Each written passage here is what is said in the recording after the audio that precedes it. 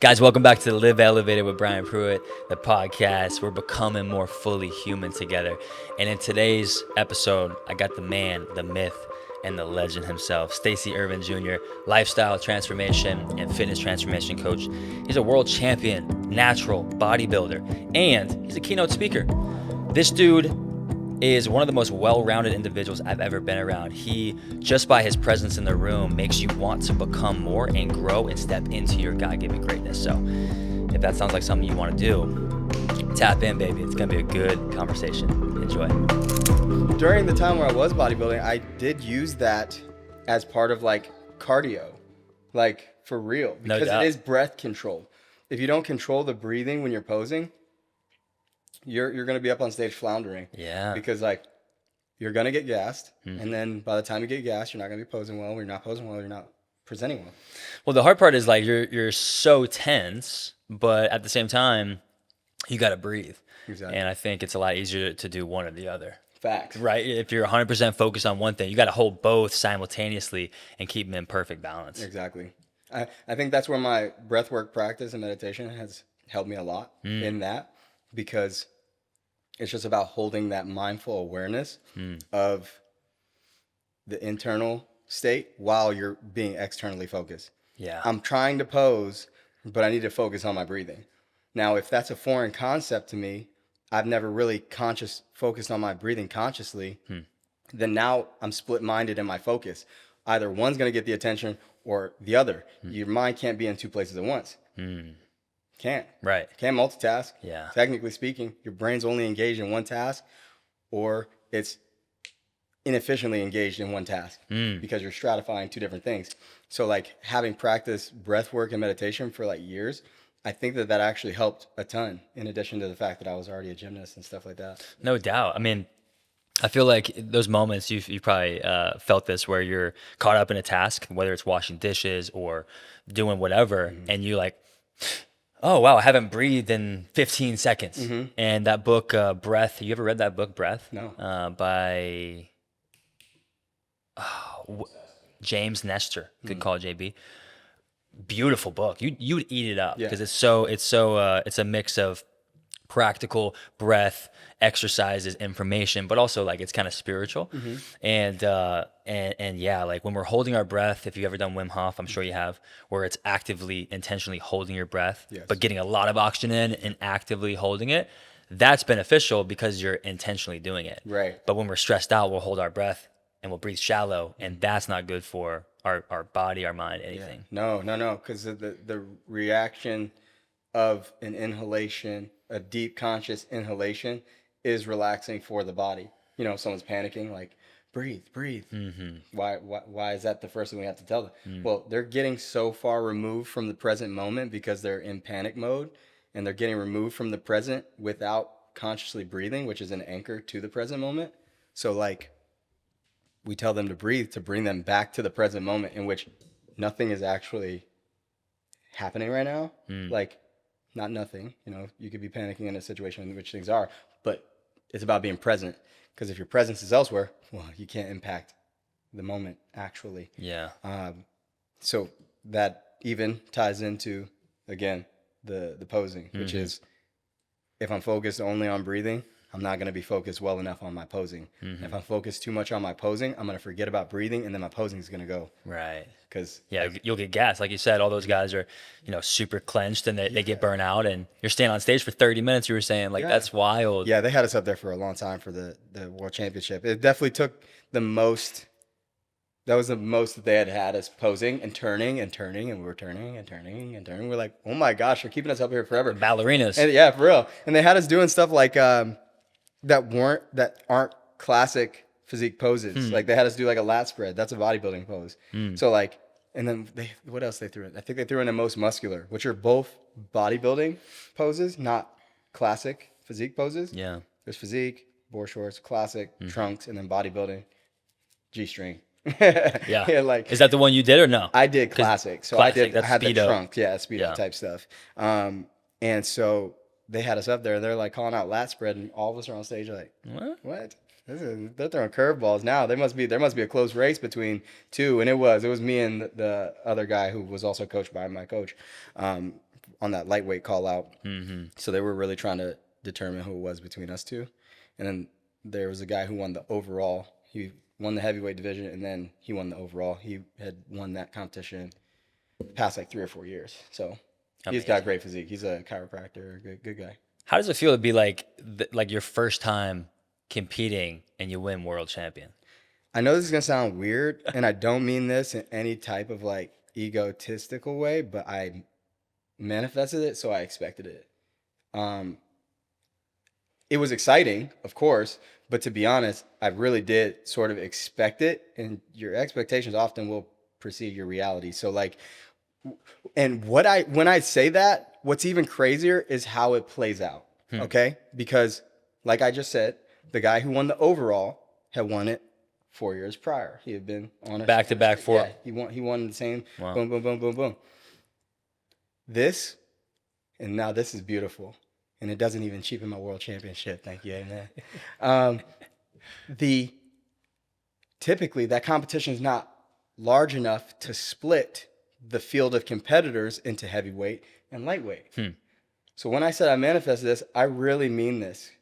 So like, I obviously was doing preparation. Mind you, this prep for world championships was also only, I think, 6 weeks or 7 weeks. So it was a very short prep. If I had more time, I probably could have won the overall, and I'm not hung up on that. But I'm just saying, like, if I had the time. Yeah, that's a short runway for you. It was a short prep. And so there were some things that if you can't beat time when it comes to these types of changes. You need time. So where I got was great, but what I could have done would have been even better had I had the time. I digress. This competition, typically, they do not split the field of competitors into lightweight and heavyweight. I think it may have been legitimately the first time in which they did this. Interesting. And so when I say that I pre-paved the experience to become world champion, I really mean it, because that competition's never been split into 2 divisions. And this is the first year that it was. When I get there, I would do my weigh-in, and I'm literally on the cusp of going lightweight or heavyweight. And my coach is like, well, you should go heavyweight, because if you go heavyweight, then Darian will be in lightweight, and you guys will probably both take first, and then we'll have both champions. Yeah. And I'm like, okay. But I already weighed in. And they were literally watching me weigh in at 179. The cutoff was 180 and above. When I dieted down, it was 179. So that day I weigh in. And I had taken my shoes off. No one else was taking their shoes off. I didn't even know that was a thing. You know what I mean? So I took my shoes off because it's my real weight. I get on the scale, 179. So my coach was like, well, I'm going to see if I can get you a heavyweight. And I'm like, okay, if I can't, no big deal. I'm cool with do lightweight, whatever. So I ended up staying in lightweight because then the field was like even split, like 7 and 7 guys, something like that. And I ended up taking that lightweight world championship home. If I had gone into the heavyweight, I wouldn't have been able to claim world champion. Right. Because the division, I would have got second in both. I would have got second. You're saying that just assuming, or like? Because I can only say that confidently because the guy who won the overall is also the guy who won heavyweight. Okay. So if I go into heavyweight, I don't win over him because I took second to him in the overall. I see. But as a lightweight, won the world championship. Interesting. So I was like, dang. They usually don't split it like this. And they split it because of so many competitors? There was enough competitors in the field this year that it sort of necessitated it for the flow of the competition. Wow. Yeah. Where was this held? That's so interesting. This was actually in Kansas City, Missouri. Is that? That's not a First Form. No, HQ. they're That's in the St. Louis. Yeah, they're in St. Louis. That's where my first show was. Yes. So first show I earned the pro card was at NAMBF show, St. Louis Classic. Heck yeah, bro. Dude, it's powerful to hear just you talk about the prep, with the workout we did, and you show me poses. I mean, so much goes into that. It's wild. Yeah. So when you think about your prep right there, 7 weeks, obviously more throughout your entire life, but what was the biggest thing you learned about yourself in that prep time? Like, what did you learn about yourself as you prepared to become a champion?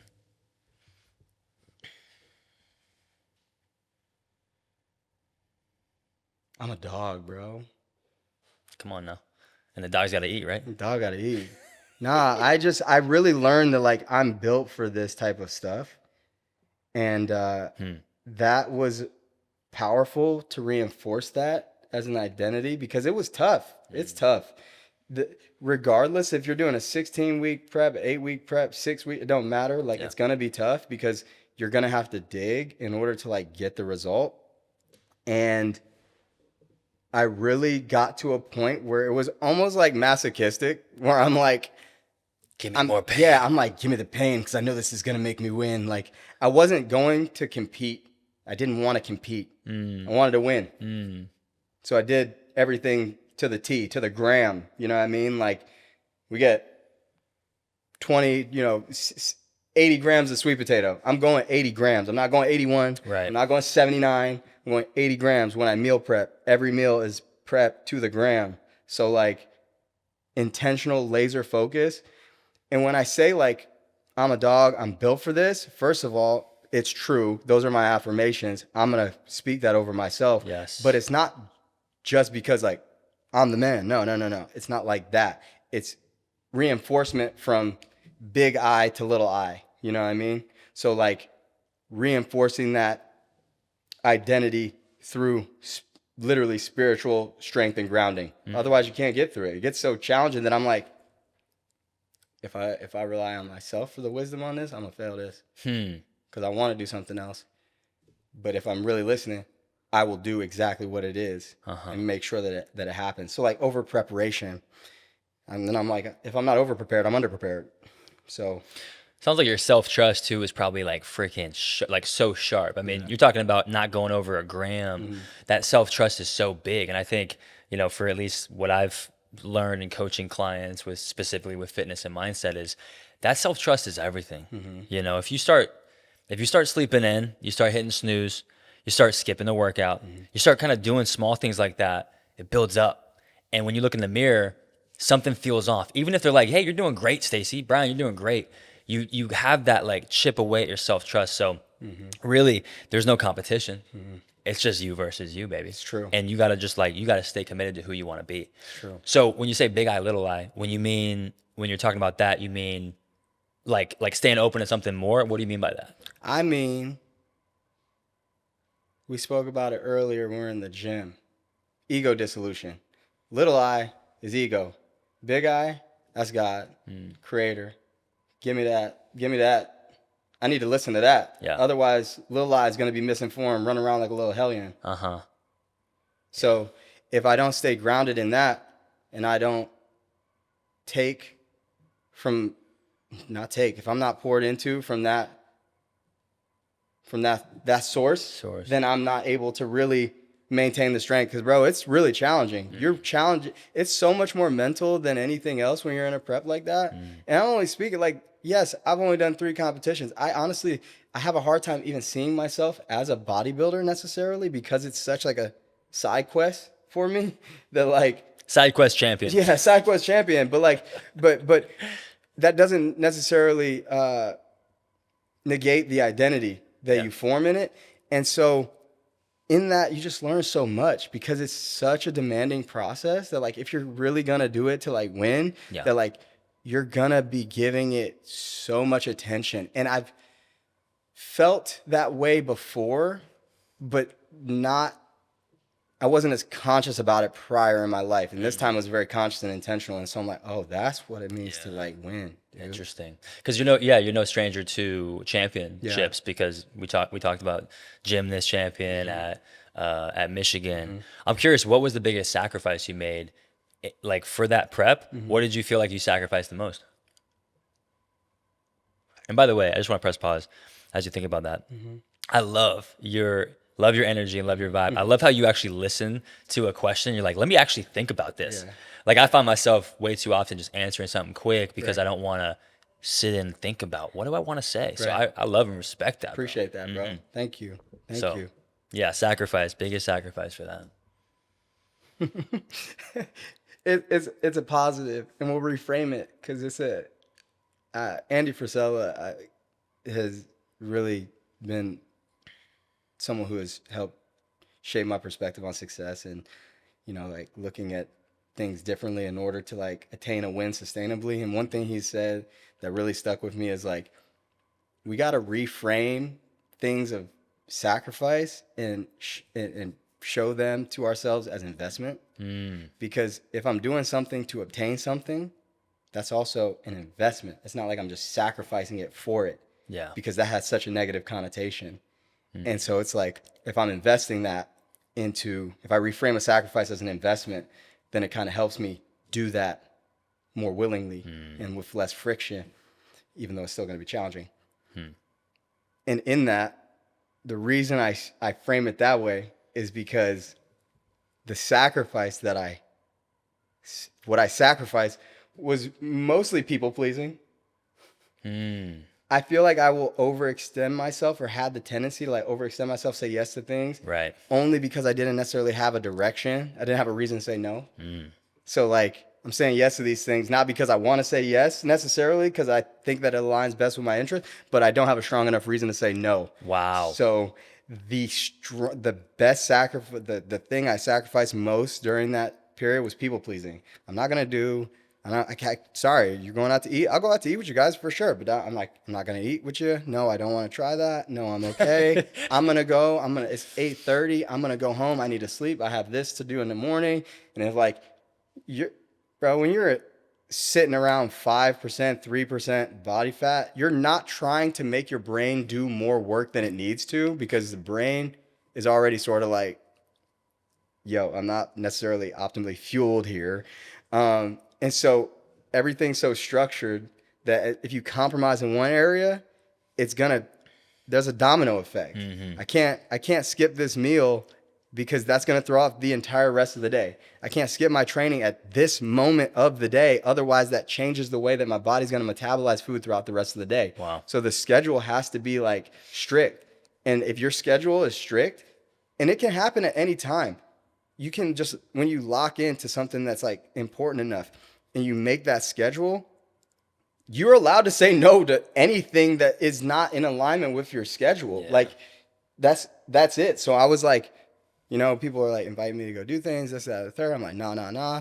I still went to some events for like partner companies and things like that. Like I even went to the First Form Summer Smash like 2 or 3 weeks prior to the competition. Oh, wow. Yeah.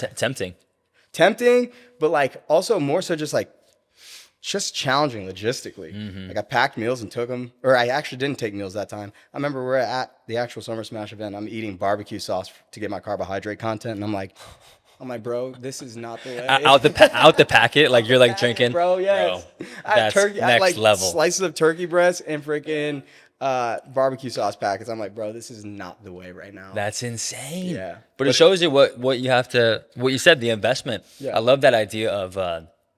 I keep hearing it a lot these days, but such a secret to living a successful life is to get crystal clear on what you want. Get clear on the life you want. And then get really good at saying no to everything else. That's not it, right? And I feel that with people pleasing. I mean, that's one of the big things that I'm trying to grow in as well these days is trying to let go of needing to feel accepted or liked or whatever the case is. But that's beautiful. You had a purpose that was so powerful to you. It kept you focused and on track. You stopped drinking.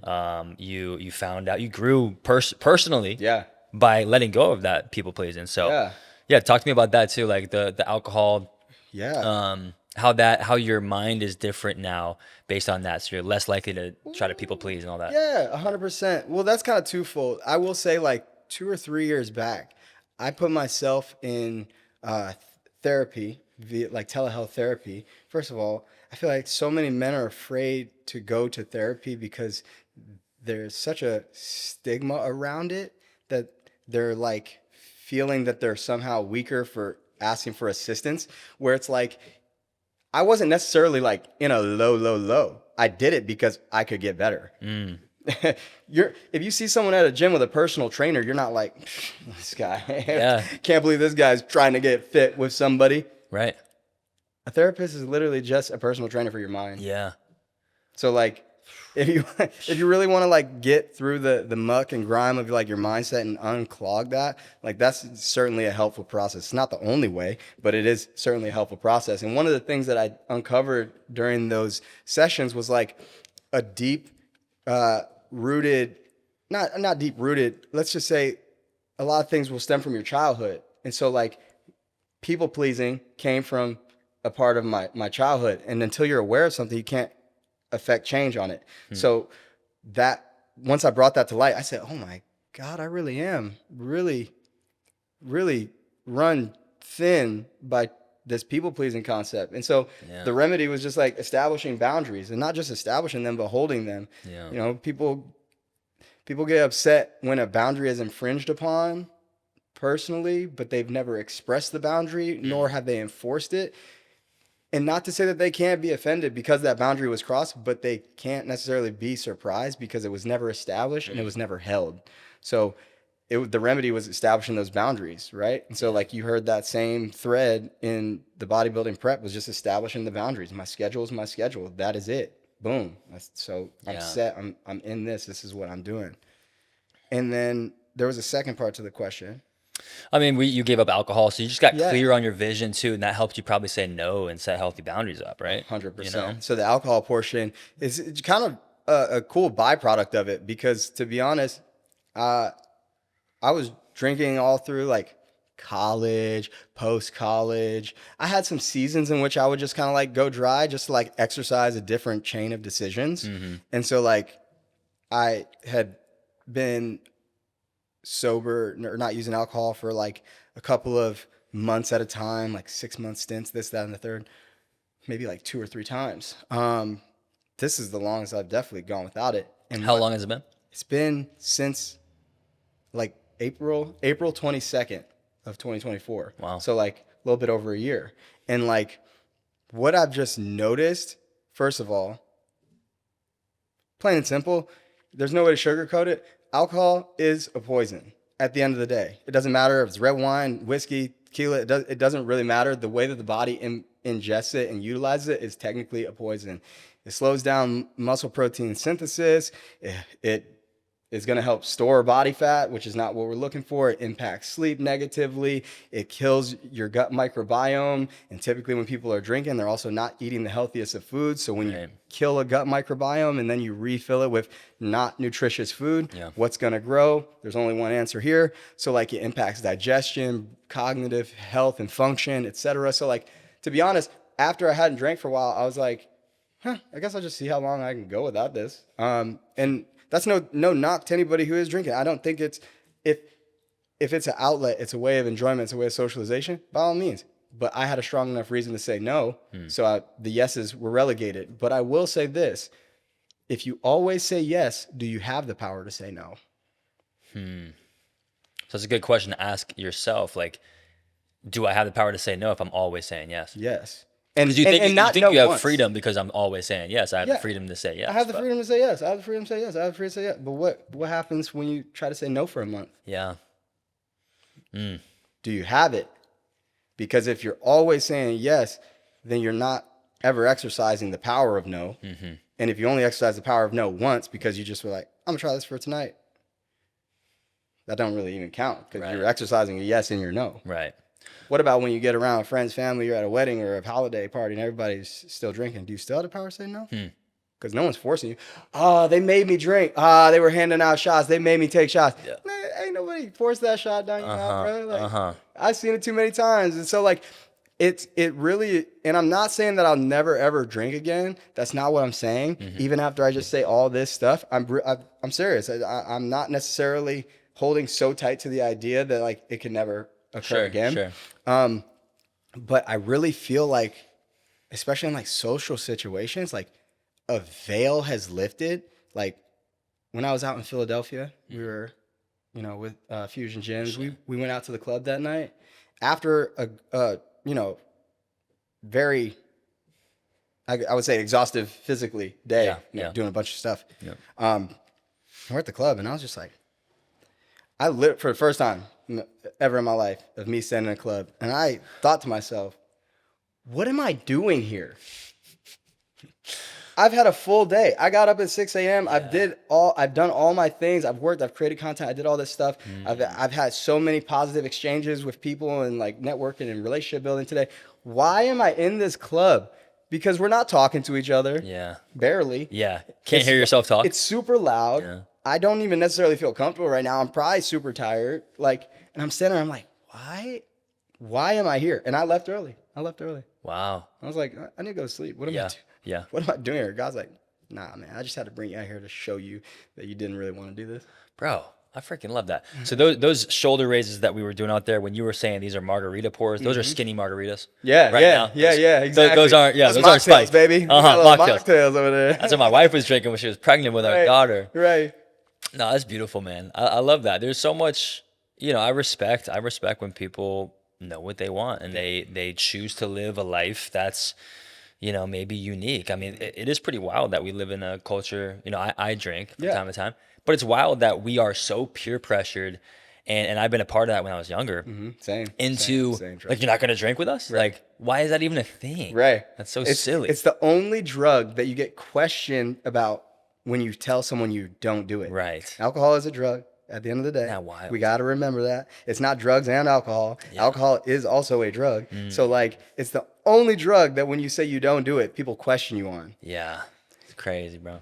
You telling me you don't do heroin? Nah. Okay, like, why not? Only one. Why One night. not? It's like, do I need to justify? Like, it's a personal decision. So, I mean, I guess that really all, now that I'm coming to this in realization right now, it's sort of like discipline in one area is always going to help strengthen and shape it in another. And that's just a boundary. It's good. It's just a boundary at this point. What other boundaries do you have in life? Man, quite a few, to be honest. And I think that's healthy boundaries. For sure. The morning routine thing is sort of a boundary for me. Yeah. Because it's sort of like ritualized, and it doesn't always have to be elaborate. 45 minutes I'm sitting on a pillow. Floating, elevating. Yeah, floating around. Like, no, like sometimes it's just about priming the mind for the day ahead. And like, it's a boundary for me to have that time and space in the morning in order to like really feel like I can give my best that day. And I think that helps inform the rest of the structures that I have. Because if I'm maintaining that discipline here, then I'm probably going to exercise that discipline over here because it's a muscle that I built. If I didn't build that muscle, it would atrophy. And if it atrophies, I can't use it anyway. So I would say just like making sure that the disciplines and structures that are helping you grow in life are protected by boundaries. Going having date night. You have to put a boundary on that sometimes. It doesn't necessarily have to be a specific day. No, every Wednesday we do this. Every Wednesday is different. But like every week, we got to cut some time out. Yeah. That's a boundary. Yeah. That's not just a schedule. That's a boundary. You mean like business can't pour into that? Because I need to make sure I pour time and energy into my wife. 100%. Yes. Yeah. So it's like just really establishing that structure for yourself to edify the things that need to be edified. I love that, dude.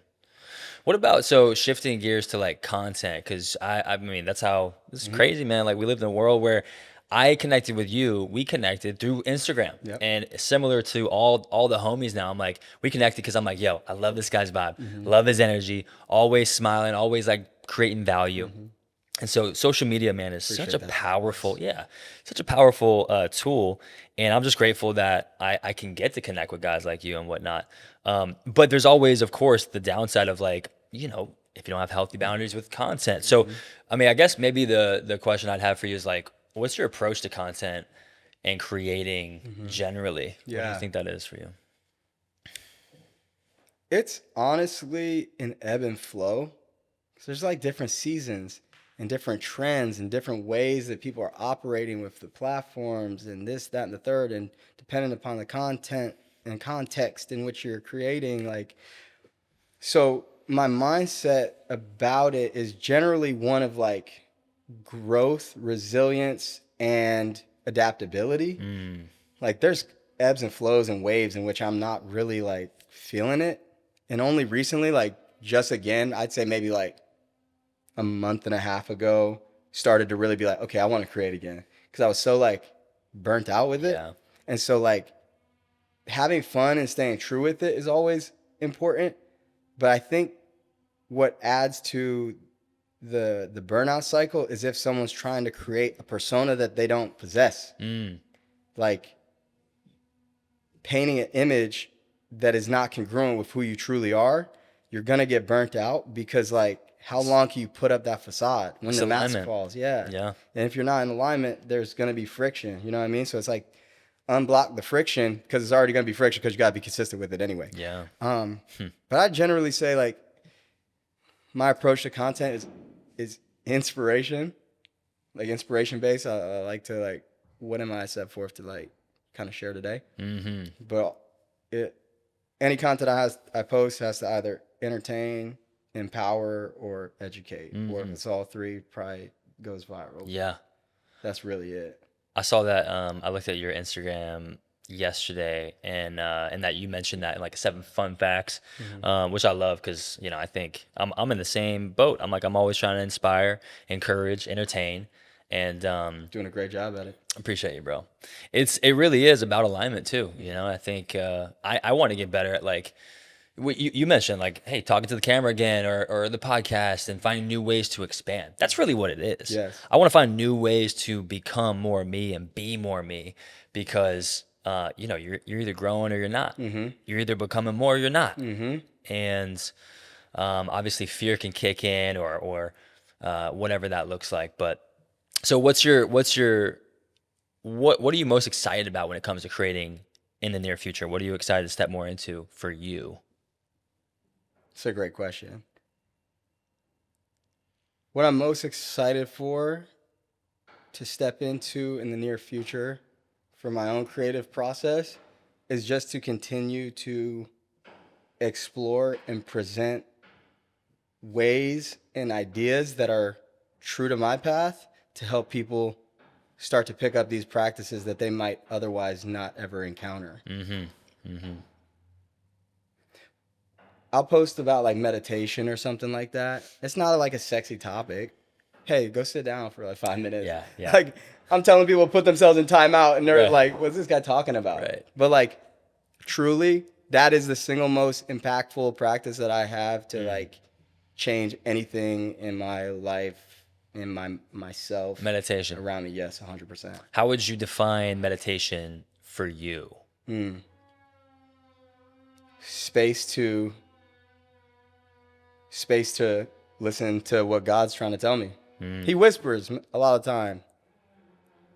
How you gonna hear a whisper if every moment of your day is always filled with the internal voice, external chatter, a to-do list that's going on? Like, take like at least 5 minutes for yourself, for literally just you.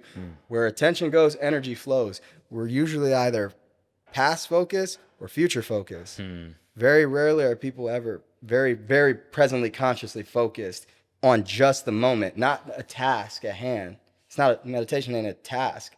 It's a moment for you to like cultivate presence.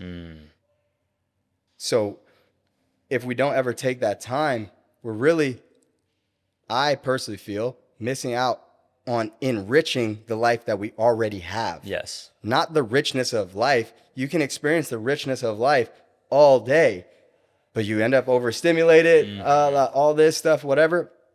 But I mean enriching your life by being so presently focused, like breathing.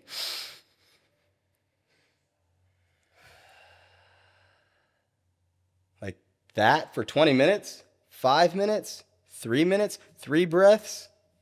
That's already more than people are consciously breathing in a day. Even if it's one breath, that's one breath more present, grounded, centered you'll be, which is dope. That's amazing. Like you get every bit of that rep, if you will. Yes, exactly. Kind of like the gym. And so it's like, what I find to be most impactful about it is that it allows me to intercept. It allows me to intercept the thoughts better. So like, an analogy that is popular in mindfulness is like, the mind is like watching traffic from the side of the road. You can see all these cars are going by. Cars are your thoughts. They're going by. Oh, you saw a red car. You're Shining fast. Oh, sometimes it ain't even so fast. You know what I'm saying? The slow one that you caught on to, and you're like, oh. It's like, yo, just let it go. Just let it go. So it's the interception of those moments where it's like, oh, I could get caught on a negative spiral pretty quick here. But if I'm not aware that I'm caught on that spiral, it's going to take me. Yes. So it's like having that present awareness being built from a practice of like stillness and mindfulness allows me in moments throughout my day where I'm like, maybe I can't do this, or like, oh, this is going wrong, or this is I haven't today will worry about its own. Today has enough worry of its own. Tomorrow, we can worry about tomorrow. Yeah. So like, if I'm always caught up in something, boom, and that takes me into tomorrow, 2 days, 3 days down from the line, bro, whoa, I got to bring it back. So like, that is the single most important, impactful practice that has really helped me align that. And I share it because most people don't ever get introduced or have any type of, prompting to do so. Yeah. I gratefully took a course on meditation in college. So like, I used to take that for granted. I'm like, why don't more people meditate? I'm like, bro, you were in your 4th year of university before you ever sat down for a meditation. Like, yeah. Most people aren't getting those opportunities to do so. Meditation should be taught in elementary school or something. Like 100%. Yeah, 100% should. It really should, because it's foundational. Yeah. It's a foundational thing. Like, the mind makes a terrible master, but it's a great servant. If I control my mind, that's great. But if my mind's controlling me all the time, ooh, man. It's good. I'm gonna be in trouble. Yeah, bro. So yeah, what I'm hearing too is like meditation has given you this ability to kind of take a step back and become the observer instead of being so caught up in the noise and getting lost and losing your time. Because we love this idea. I've talked to Ryan a lot about this in the studio. Time is not our most valuable commodity. I thought that. It's actually presence. Because if we don't have presence with what we're doing with our time, we could spend an hour on nothing, everything and nothing. But if you have 10 minutes of pure presence with intention, you can't tell me it's more effective or not more effective than an hour. No, that's facts. Is there anything else you do that goes against? So that, to me, meditation, what a great practice and like reminder for people, Stacey. Is there anything else that goes against the grain or that people would be surprised about you that you do differently than most when it comes to that? Because meditation is totally against the grain. Probably just about everything I do. I would say He sleeps upside down. Yeah, I sleep in a handstand. He does I only backflips eat and his kale. Yes. I'm just kidding. Yes. No. I mean,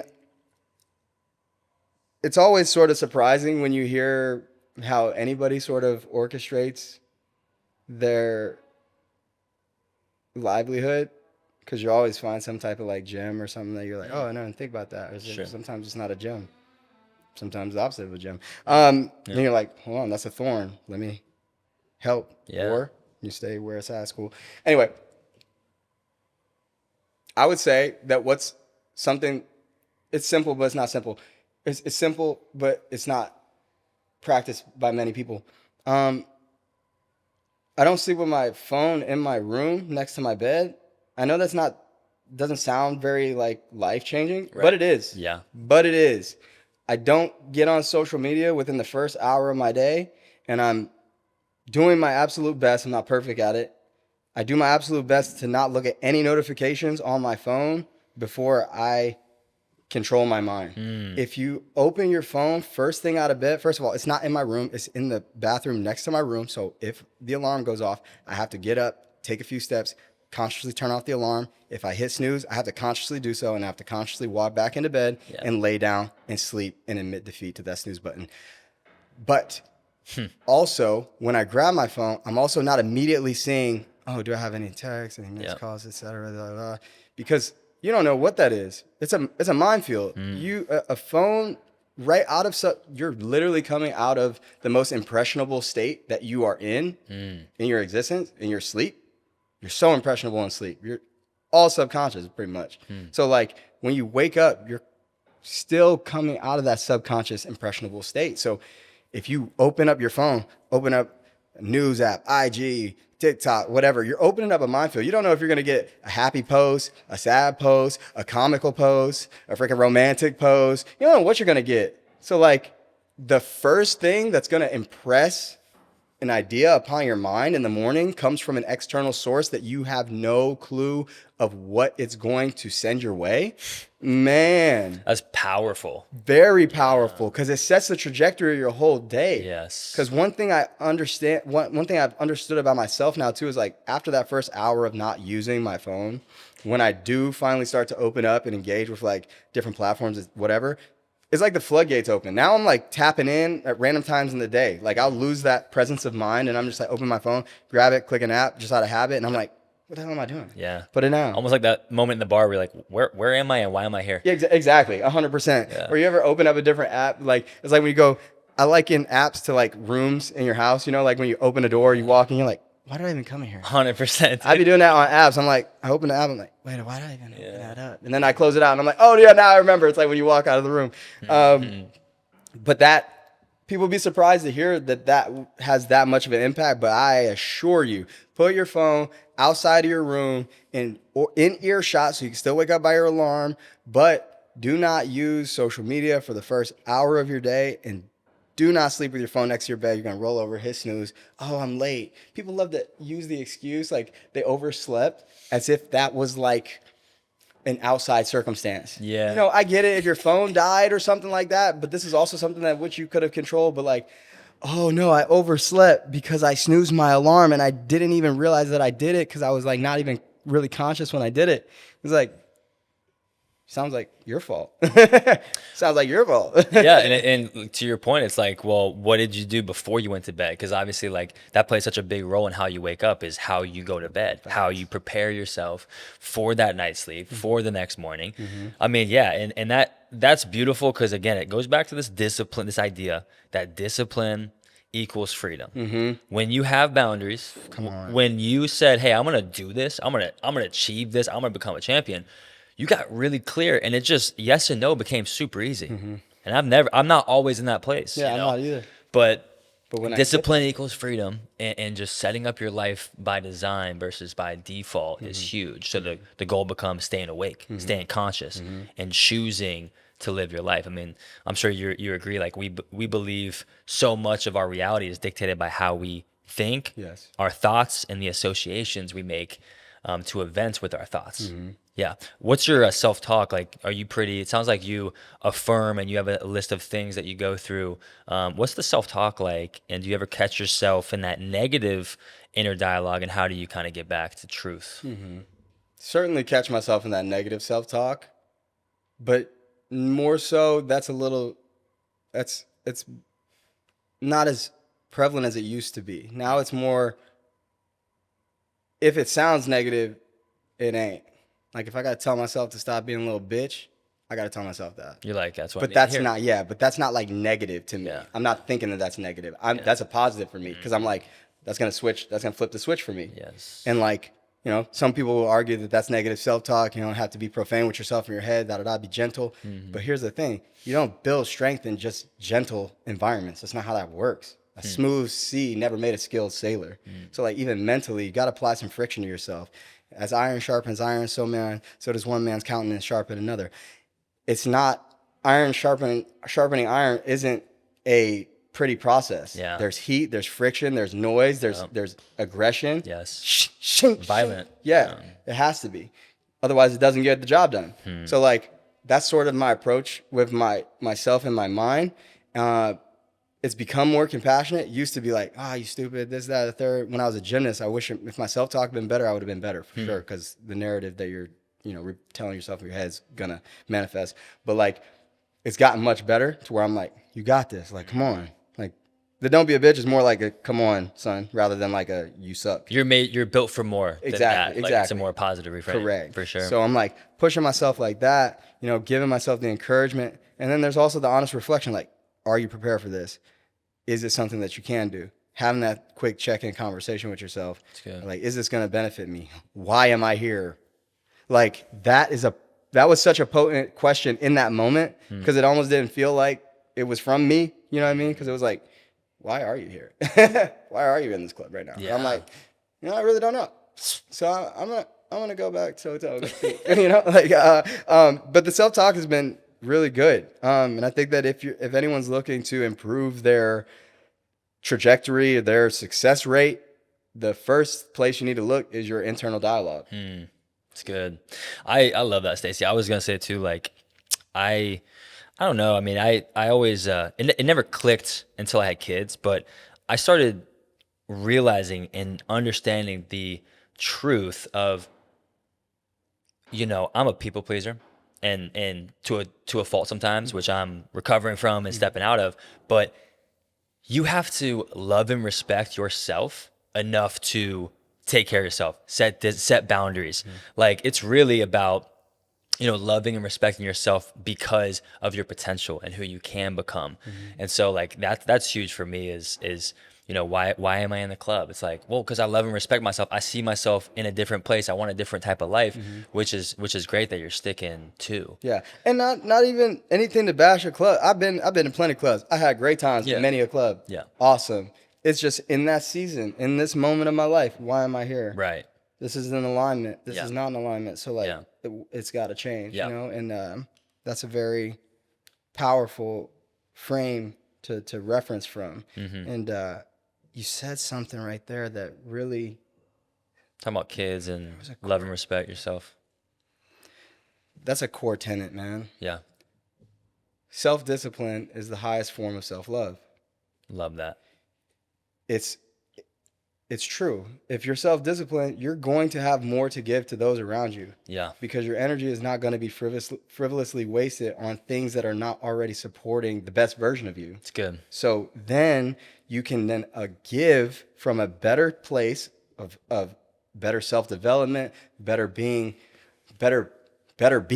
state of being into the relationships around you, the projects you're involved in, the community you're a part of, etc. Like, it really does make that big of a difference and impact. Yeah. And it's just sad that the word discipline has such a negative connotation. Yeah. Because people shirk away from it, and they think that it's going to require something more of them that they're able to give. And to a point, it is. It's going to require more than you're able to give in this exact moment. Yeah. But that's going to build what you're able to give a few steps down the road. Yes. So it's like, just do it. It's in a lot of ways, it's saying no to good so you can say yes to the best. Yeah, exactly. And it's just like not settling for anything less than that. So I talk a lot about becoming more you, and I believe that, like, you have everything you need. It's already within you. Everything you need to become everything you are is already within you. We're seeds. Everything that a seed needs is already within. It unfolds as it's activated. And that goes hand in hand with this idea of Michelangelo, the Statue of David. You familiar with that story? They asked him, how'd you make this masterpiece? And the sculptor Michelangelo said, well, I looked at the rock, the piece of marble, and I just started hacking away at everything that wasn't David. Wow. So David was within the rock. The masterpiece was within the marble block, and he saw it. So he removed everything that wasn't David. Wow. So for me, I think unbecoming is part of what becoming looks like. So in your life, what have you had to shed or unbecome? What's one thing or two things that you've unbecome, in so doing, you've actually become more Stacey?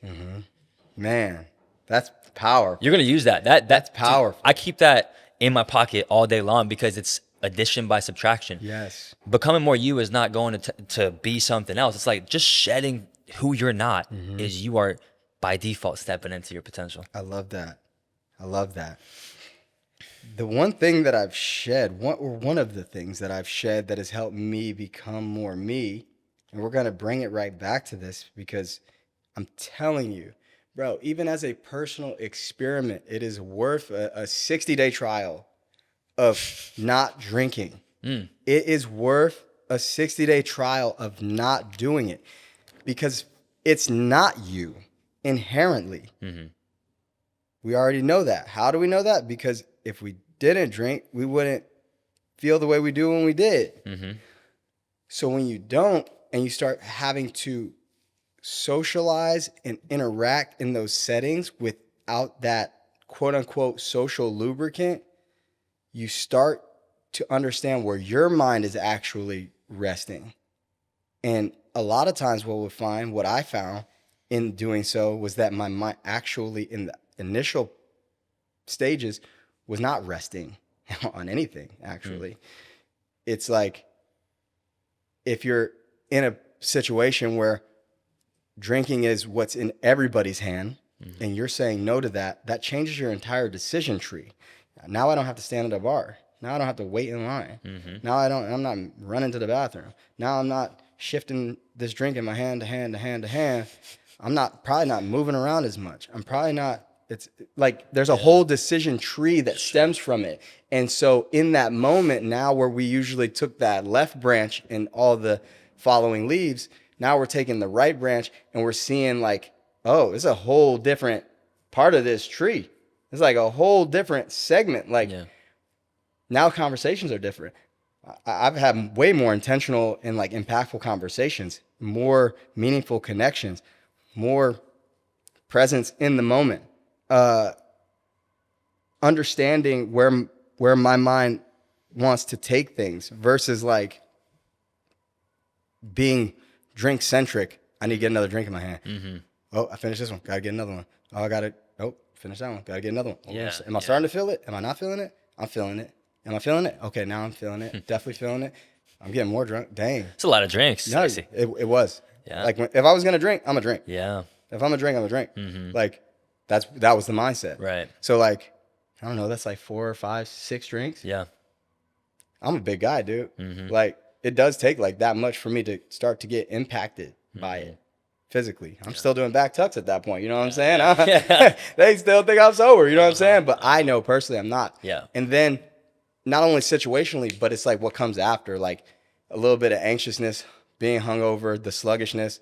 These are not side effects of a night. These are side effects of drinking. Yeah. So it's not like without that, I don't feel that. It's not like I wake up and still feel that way if I don't have that. So like, again, that's not me. So when I take that away, I'm able to be more me and more me consistently because now I'm not having this manufactured up and down and this manufactured sluggishness. I'm up, I'm ready to go. Because again, the reason I shared that too so passionately is because I really know it's not like when I was drinking, I did not drink. It's not like I had 2 beers and was like, oh, this is cool. No, I enjoyed it and I would drink probably to excess. So like, I'm no stranger to that. I know what it's like to black out. A little bit too familiar with that, to be honest. Shout out college, Big Ten schools, party hard. I mean, dude, that's a whole experience. Experience, for real. So it makes it even more visceral for me to understand and see such a stark difference in how I am in that environment and also how I am in that environment without that being a factor. It's really, when I say avail lifts, I really mean it. Like it is that potent because then you start to see things. You're like, damn, I did look like that. I did look like that. And you'll start to control your tongue more. You'll say things that you really, really mean and want to share rather than things that like just kind of slip out. Sometimes you're like, ooh, I shouldn't have said that. Or like, dang, I wouldn't have said that otherwise. I might be oversharing. So it's like, there's a lot that goes into it. 100%. There's a lot that goes into it. Yeah, because you're right. It's not neutral in a sense that when you stop doing it, like, I lost my train of thought. I mean, it's not just good because you're having discipline, but it also gives you clarity because you're less clear when you're hungover. So it's not just a neutral decision to give up alcohol for a time. It actually benefits you exponentially better than just like, I'm not going to have whatever other decision it may be. Right. And the physique gains is just insane. I'll tell you what. Yeah, well, really crazy. Whatever you're doing, I'll do. I'm like, crazy, okay, bro. Phone in the other room. We got the no. I'm bad lately about the phone and when I wake up, when I check into the socials and stuff. I'm bad about that. I do practice that other room, 100%. That's life changing. Like I don't hit snooze anymore. And you wake up intentionally, and it's like I used to sit in bed with my phone or TV. There's no TV in our room. There's no phone in my bed. Because if I'm in my bed, I'm doing one of 2 things. Right?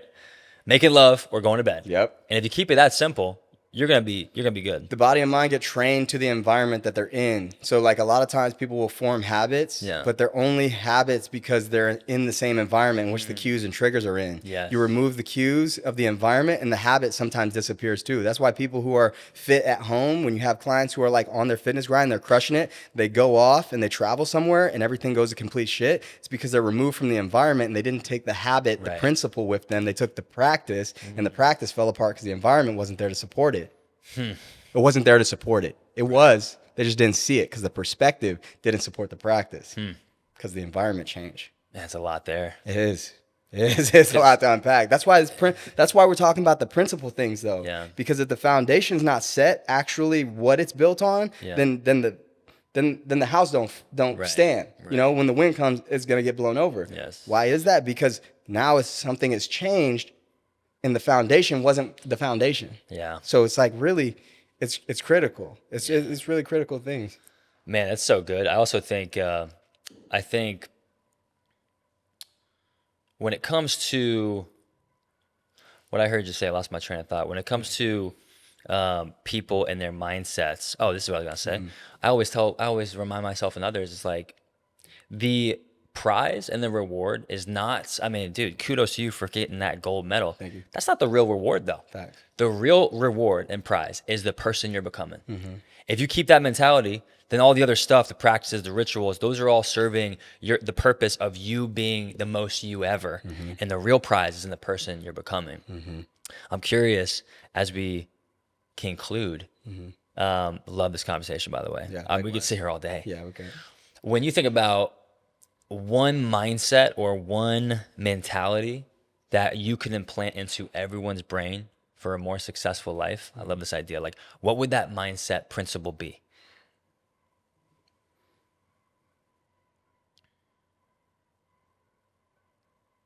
The Power of Positive Thinking. Norman Vincent Peale book. Everyone should read it. Major principle point being every setback has within it the seed of an equal or greater opportunity. But if you do not have a positively skewed mindset, I'm not saying be naively optimistic over a situation. I'm saying be positive minded in seeing a situation to ascertain a benefit from any setback, any loss, an equal to or greater than possibility. Not an equal to or lesser than, not just a lesser than. The setback is not just a lesser than. The setback is a lesson to understand that there's the seed of equal or greater opportunity within it. It's the whole, your test becomes your testimony. If you're positively minded in going through that situation, that doesn't necessarily take away the pain of the situation. Doesn't necessarily make it any easier to get yourself out, so to speak. You're still going to have to do the work in order to maintain and gain that benefit. However, you don't have to hate your life the entire time it's happening. Because there is something positive coming from it. No doubt. And yes, that is a learned practice skill that you acquire through the repetition of doing so. But it is developed by being developed. It's not developed just by like, it's not like you're born, you have it. It's not going to accidentally happen either. Exactly. It has to be intentional. So that would be it. A positive mindset, because the power of positive thinking. If you apply that at mass, that automatically includes the necessity for personal reflection. It automatically includes accountability, personal responsibility, and discipline. Wow. In order to be positively thinking. Yeah, because you have to ask yourself in that moment, how is this setting me up for a better result? Yes. Yeah. What is this training me for? Yes. And then from that, what is this training me for? Okay, what's the next step in that path? What's the next step in that process? And that is how that snowball starts to go. Because then the opposite can occur too, which is like, why me? Of course this happens. Victim mindset. this happened to me. Of course it did. Yeah. Well, you thinking like that, you better get ready because another wave is coming. Yeah. Well, you just said it, man. What you focus on expands, and we get more of what we choose to focus on. So it's like, yeah, why is this happening to me? Or like, this always happens to me. You're literally just welcoming that and probably attracting that to happen again, or you're attracting more of the same. And, you know, we so much in alignment here. 100%. Like, we don't get the life we want. We get the life that we focus on. You know, we don't see things as they are. We see things as we are. Yeah. And it's so much an inner game first. And that reminded me too, what you said, so powerful. I love the mentality for all people to be the power of positive thinking and to see how life is happening for you. 3 things that I always remind myself and others is like, call it God, universe, or source is for you. God is for you. Living like that, even if you don't believe in God, just go on an experiment with me. 60 days, no alcohol. 60 days, just believe that everything is happening for you. That's good. Number That's 2, really good. Not just that, happening for your highest good. Not just good or good enough, your highest good. Again, that's positive thinking. Yes. What you just mentioned, not just like a little bit better or a little bit worse, a little bit better. It's your highest good, and seeing how that can happen. And then finally, what I mentioned earlier is everything you need to become more you, everything you are, it's already within you. You know, it's like, it's like I'm asking God for courage, and God's like, when are you going to take the step? Because it's in the step that you receive the courage, because courage, like a muscle, is already within you. It needs to be pumped up, it needs to be worked out. So it's like, man, that's why we vibe so well together, because so much of fitness, the physical disciplines, the spiritual disciplines, they're all connected. And I mean, I've had encounters with God in a workout, way more powerfully than I've had at church, and vice versa. But it's like, people think, oh, it's like you're working out, it's vain. It's like, actually, dude, you better plug in, because like you can experience God with that. Legitimately. I mean, it's a temple. 100%. Body's a temple. Yeah. If I'm never even out working part of the container, how am I experiencing the fullness? If I never open the jar, I ain't getting the jam from inside. 100%, man. So like, it's got to move. It helps because when you change the way you move. I'm not saying everybody got to be a bodybuilder or a CrossFitter or an Ironman or whatever, Olympic swimmer. I'm not saying everybody got to do that. I'm saying you got to move your body, because when you are moving your body, you're changing your state. You're changing the emotions you're experiencing, which are changing the chemicals that are interacting with your brain and body. You're having different neurotransmitters being signaled within your brain. You're having your muscles firing, which is pushing blood, oxygen through your body, nutrients. All this digestion is occurring because your body is now activated. But if it's stagnant and sedentary 90% of the time, so are the cells. They're not as alive. The cells aren't living outside of my body. If I'm not moving, they're not really moving the same way. Interesting. So like, I have to like get that movement in. It will change. Everybody got to get that movement. It'll change your state. You can go on a walk. Yeah. Moving meditation. Yeah. You go on a walk. You do some Tai Chi. Do you do that? I haven't done that Tai Chi, but I would like to. I would like to as well. Maybe next time we're back in the podcast, we've done Tai Chi together. Yeah. I got so many questions that I would love to ask you, but we just jammed for like over an hour. Yeah, amazing. And you know, there's so much to you as a person, your story, your background, what you've been through, the highs and the lows. There's so much more to you than meets the eye, and a lot meets the eye. You know what I'm saying? Like this dude's a freaking sculpted Greek god, and yet there's so much depth, there's so much richness, and bro, who you are, man, special. And I just love seeing you shine, man. I appreciate that, dude. You inspire me daily, man. I really appreciate your energy. And like you said, we've connected on Instagram. When we meet up, I feel like I've already known you. You know what I'm saying? And so like, it's just great to connect with someone who's also putting out that positivity and in an authentic way and leading from the front, because the world needs more leaders, man. The world needs more leaders. And if someone's a follower, that doesn't mean they can't lead also. We got to lead from where we're at, because if we keep every single person in a follow mindset, when push comes to shove, who's going to take the helm? Yeah. Everyone should have some level of preparation to do so, to guide. And if you're the best followers are leaders. They know what's up. This is a plan. I'm looking to see where the direction is, the trajectory. How can I impact change for myself, for my community, for my family, those nearest to me? Like, the world needs more leaders, and the energy that I see come across from your channels is promoting leadership, not just intra, but inter leadership, making sure that they're not just being able to lead themselves, which is highly effective and key, but also lead others around them. So I appreciate you for that, bro. Seriously, love the energy. Thank you. Love that, man. I love you, bro. Love you, bro. It's a solid session. I feel like I picked up on gems, fitness, training, like that YouTube video is packed with gold. I learned more today about bodybuilding than I have in a decade worth of training. That's awesome. Man. Well, I hate to cut it off, but guys, Stacey Ervin Jr., the man, the myth. Bro, I love you, man. Thanks for coming in. Thanks for this, though. Insane, dude. Great stuff.